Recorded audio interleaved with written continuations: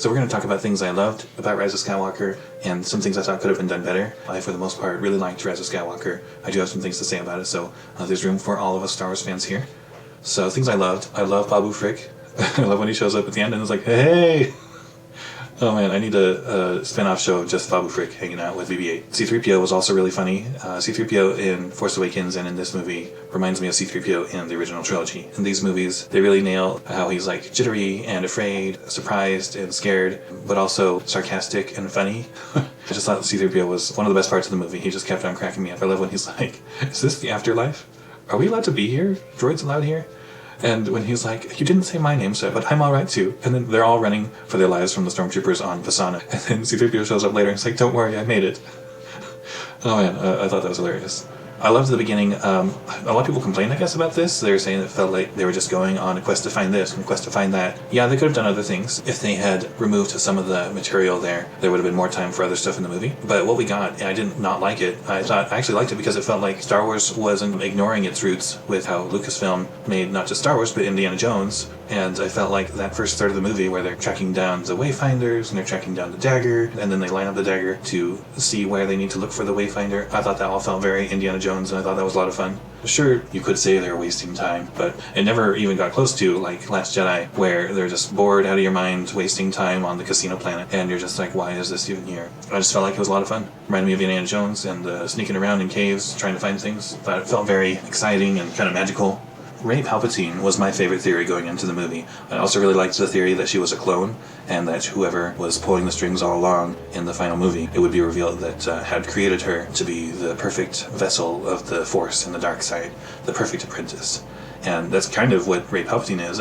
Palpatine is the culmination of all the Sith, and he wanted Rey to continue that and be the next greatest vessel for the dark side as his grandchild, Empress Palpatine. And I just thought that was super interesting, and of course it mirrors the original trilogy with Luke finding out that he is Darth Vader's son. Darth Vader, of course, being a really evil person, so it shakes Luke and makes him question himself and his future, his potential. Is he doomed to become evil? Is that going to be looming over him?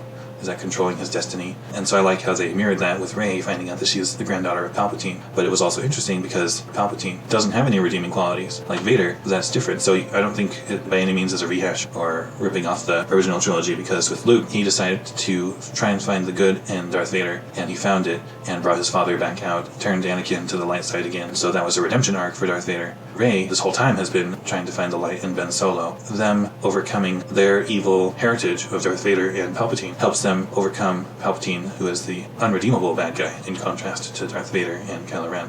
And I loved seeing Rey doubt herself and kind of explore that darkness. I wanted Dark Rey to be way more than that. I wasn't super disappointed because I kind of knew going in that Dark Rey was just going to be a short little vision, so I was prepared, but still a little disappointed just because of how cool it was. I wanted an even longer fight scene with Dark Rey and Rey. I thought that was really interesting. I loved her evil teeth and her scaring Rey and everything. I just wanted to see more of that cool lightsaber and everything like that. I really liked when Luke says, a Jedi's weapon deserves more respect. You don't just throw it away, because that was one of the biggest things that bothered me in the last one, is Luke, even if he did at that time feel like he couldn't take up the mantle of the Jedi and save the galaxy, there's no way he would just toss it over his shoulder in a comedic moment.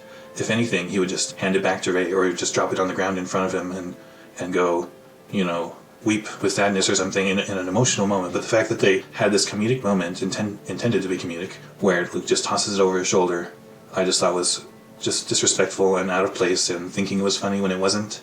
And you're just like, we've been waiting for this moment ever since The Force Awakens. And that gives the scene gravitas and respect in the cliffhanger on Force Awakens. And then to have Luke just toss it over his shoulder, to me, I just wrote that out of my headcanon. That didn't happen. To me, he just kind of dropped it in a somber moment full of gravitas and then walked away. And it wasn't treated like some silly, oh, he threw it over his shoulder, like some parody of Star Wars. Seeing Luke and him using the Force and him getting Leia's backstory where she actually did become a Jedi and train under Luke. She had her own lightsaber and everything. I thought that was super cool. And then the movie opening up with Rey having been training under her master Leia for like over a year now. I just think that's the coolest thing to give us as fans. Just knowing that has been happening just deepens your connection with Rey and with Leia. I really liked Rey going to the Death Star, and you hear the same music as when Darth Vader died. when Rey sees the Imperial throne room where the Emperor and Luke and Darth Vader all fought in Return of the Jedi. And then when Kylo Ren shows up and they do the water duel on the outside of the wreckage of the Death Star, I thought that was way cool. I liked it. I just wanted more. I wanted it to be longer. I wanted it to be more intense. I wanted to have more music just because I liked it. So these quote-unquote complaints are just really veiled compliments. It's like, I liked it so much, I just wanted more of it. And that kind of ties into the fact that people say, oh, the movie was so rushed and nothing had time to breathe. And I honestly never thought while I was watching it, oh, this is going by so fast. I never once thought, oh, this movie's really long, or this movie's really rushed. Because people were saying, oh, this is a long movie, so I thought I would feel that. Like I felt during Last Jedi, towards the end when they're still on Crate and they haven't even started their lightsaber battle. When is this movie going to end? I never felt like that during Rise of Skywalker. I felt like the movie had a lot of fun and you just keep going. I never felt like, what is going on? This is so fast-paced. Everyone on the internet apparently is saying it's such a mess. And I'm sure they have good points, like on paper. It could have been better, I'm sure. But it didn't bother me. I think people are overreacting a little bit about that. I loved Han's ghost. And I'm going to say ghost because I think it's silly that they know that fans like to nitpick the lore and everything.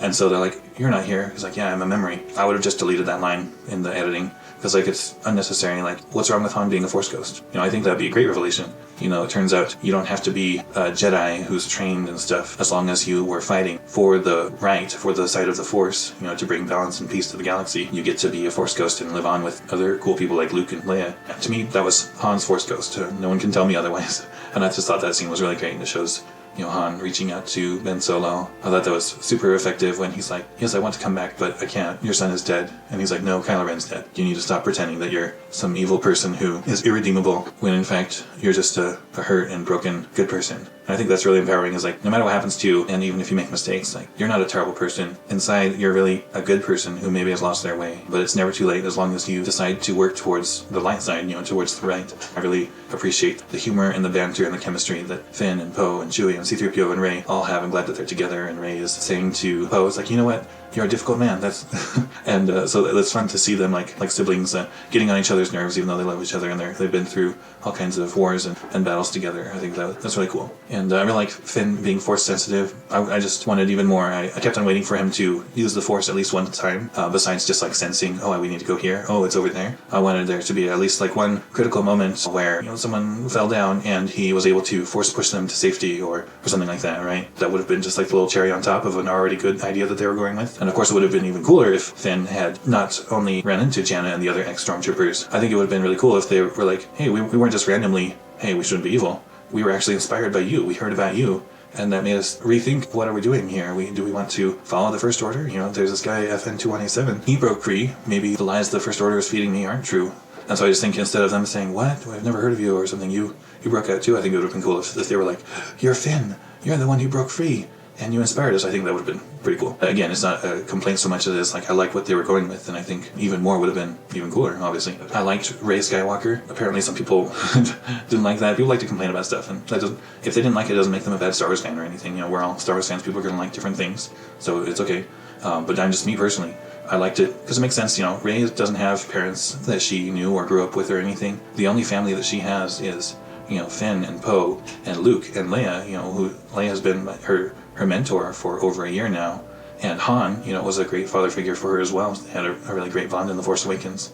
So I feel like the Skywalker and Solo family really, adopted her to help her see her true self. So I have no problem at all with Rey when someone's like, hey, we know you're a Palpatine by blood, but that story has closed, and who are you now going forward? And so her looking over and seeing her family that loves her and is waiting for her on the other side, I thought it was really cool when she's like, Rey Skywalker, they're my family. I loved in Rise of Skywalker how they built on Kylo and Rey's Force connection. That was so cool. How they could share the same space, and he reached out and grabbed her necklace, or when they can lightsaber fight from different planets. That's the coolest thing. Because before, I was like, they've done everything. There's no new cool lightsaber duel you can do. They somehow managed to make it even cooler. They're not even in the same room. And they're breaking stuff and it spills over onto the other person's room. They accidentally hit the pedestal that the helmet is on, and so the helmet falls over on Kylo Ren's side, and he knows where she is now, and you're just like, oh snap. I hope Kylo Ren grabbed the Darth Vader helmet, because that, he's been keeping that for years now. So I hope he picked it up and brought it with him, and he's like, we'll go put these in my quarters again. Because I hate to think that it was just sitting on the ground in Kijimi, and then the final order just blew it up when they destroyed Kijimi. I thought Lando arriving with the fleet of Resistance and Resistance sympathizers to come help fight in the end battle, I thought that was so cool. And the Star Wars theme comes in almost more heroic than we've really ever heard it in the whole series. and you're just like you're getting shivers, and you're just like, oh man, I love Star Wars music, I love Star Wars, I love seeing the Falcon, and I love seeing reinforcements come to save the day. Rey shooting lightning, that was so cool. I didn't know what I expected was going to happen when she was like trying to pull on the ship, but when she got so mad that it wasn't working, that she was using the Force while angry. Don't drive angry. Don't use the Force angry. And then a bunch of lightning shot out of her fingers, and it looked super cool. It just blew my mind. I thought that was so cool. Some things that I felt like could have been done a little bit better are obviously J.J. Abrams getting to do the whole trilogy. That's an obvious one. Or someone, having a more concrete plan from the get-go would have only improved things. I felt like Kylo Ren's story was done really well. Once again, I just wanted a little bit more. Especially at the beginning when he finds out that Palpatine's alive and he goes to find Palpatine and everything, and then Palpatine tells him, you need to kill Rey. I felt like we never got a moment to see how does Kylo Ren feel about all this, knowing that Palpatine's alive, or how does he feel knowing that Rey's a Palpatine. We kind of can see that when he tells Rey, and he's like, this is so cool because we're both grandchildren of the most evil people, and so we've got this power in us, and we could team up. So I liked that, but I just wanted even a little bit more, give him a little bit of depth there. And the same thing goes for Rey a little bit. They did a really good job of showing you Rey's emotions and everything. But of course, I like Rey and Kylo Ren so much, I just would have liked even more to see, like, after she fights Kylo Ren and she heals him, I really liked her saying, I did want to take your hand, but I wanted to take Ben's hand. And that has like a double meaning because I wanted to take your hand in the light side. I wanted you to come and join me because I think we would make a good team. But then as we find out at the end, she wanted to take his hand. She wanted to be in a relationship with him. They have an attraction between them. I felt like that was done pretty well. It could have been built up a little bit more since it was so heavily hinted in The Last Jedi. And I felt like that kind of simmered down away in most of this movie, only to come back at the end with the kiss. I didn't hate it or anything. I felt it coming when he healed her. They're looking at each other. I was like, they're not going to do it, but I think they should. They should kiss. And my wife next to me was like, saying kiss.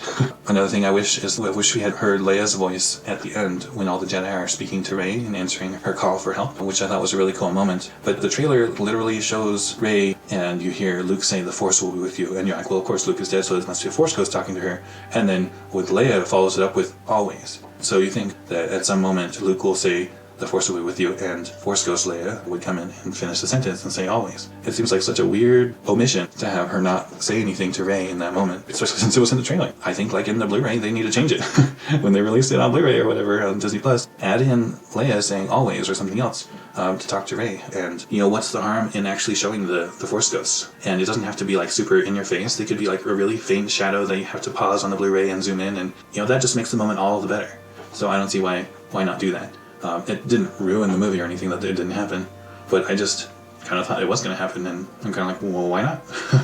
Another thing that I thought was like a total obvious choice, and why they didn't do it baffles me, is when Rey is on Tatooine, she looks over and she sees Luke and Leia. I'm like, where's Ben Solo? The fact that didn't happen is just so bizarre. We redeemed him, right? He came to the light side. There's precedent for this with Anakin. So why in the world was he not there? In the Blu-ray, Leia's going to be there saying always, and in the Blu-ray, Ben Solo's going to show up as a Force ghost. And if they don't, like, what are they thinking? Because that is such an obvious choice, and I just love where they were going, and it's just like, it's the next obvious step. You just gotta take it. That would make it even better. Similarly, Ghost Han, there's no need to say, oh, he's not a ghost because we didn't see him become a Jedi, so he's a memory. That's silly. Like, Han is a hero who chose the right. He left that selfish lifestyle to serve the greater cause, to save lives. Han's a hero. He helped Kylo Ren come back to the light, and he helped Rey find her potential and find belonging. And I just think Han is a great character. So in the Blu-ray, Han's going to show up too. Luke and Leia will be standing there when Rey looks over. And then in will fade Kylo Ren and Han with his arm around his shoulder. So that's importance tier number 1. And right below that is like, while we're at it, all the Force Ghosts are going to show up there as well. Like Qui-Gon's Force Ghost and Mace Windu and Ahsoka, and everyone is going to fade in the background. It's not as important as getting Force Ghost Ben and Han, but while we're at it, why not, right?